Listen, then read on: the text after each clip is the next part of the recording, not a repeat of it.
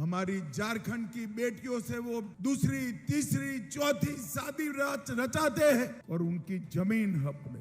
हम कानून ऐसा लाएंगे कि शादी कर भी ली हो, भूमि वो घुसपैठिए के नाम नहीं हो पाएगी।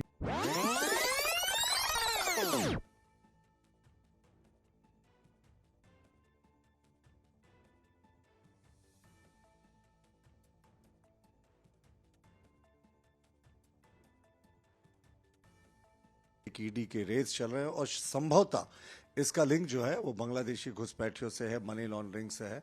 लेकिन सबसे आश्चर्यजनक बात है कि कांग्रेस इसको क्यों दबाव की राजनीति मान रही है। क्या कांग्रेस के तार जो हैं वो बांग्लादेशी घुसपैठियों की मनी लॉन्ड्रिंग करने वाले लोग से जुड़े हुए हैं? तो जब घुसपैठियों के खिलाफ या घुसपैठियों को संरक्षण देने की जो मनी लॉन्ड्रिंग कर रहे हैं उनके खिलाफ कार्रवाई हो रही है, तो इसे क्यों चुनाव से जोड़कर कांग्रेस देख रही है? यानी कांग्रेस का हाथ घुसपैठियों के साथ। ये बांग्लादेशी घुसपैठ का मुद्दा पूरी तरह से फ्लॉप हो गया, इनका बैकफायर कर रहा है। उसी को रीस्टैब्लिश करने के लिए इस तरह की कवायद की जा रही है। एक नैरेटिव सेट करने का प्रयास है कि हम जनता को गुमराह कर सकें, दिग्भ्रमित कर सकें और कुछ फायदा हो जाए, ये प्रयास है। उसके अलावा कोई मकसद नहीं, कोई असर नहीं पड़ेगा। इन लोगों का प्रयास विफल होगा। लोग जानते हैं ये कोई मुद्दा ही नहीं है। मुद्दा है तो ये केंद्र सरकार की विफलता है। उसमें हेमंत सोरेन की सरकार का कहीं से कोई भूमिका नहीं है। ये हेमंत बाबू जो है वो वोट बैंक की लालच में बांग्लादेशी घुसपैठियों को झारखंड में घुसा रहे। झारखंड के आदिवासी युवा की नौकरी एक घुसपैठिए खा गए। हमारी झारखंड की बेटियों से वो दूसरी, तीसरी, चौथी शादी रचाते हैं और उनकी जमीन हड़प ले।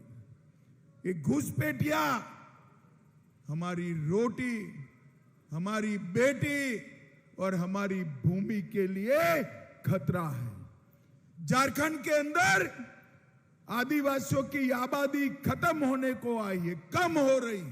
जो भूमि हमारी बच्चियों की शादी कर हड़प ली है, वो भूमि हम कानून ऐसा लाएंगे कि शादी कर भी ली हो, भूमि वो घुसपैठिए के नाम नहीं हो पाएगी, नहीं हो पाएगी।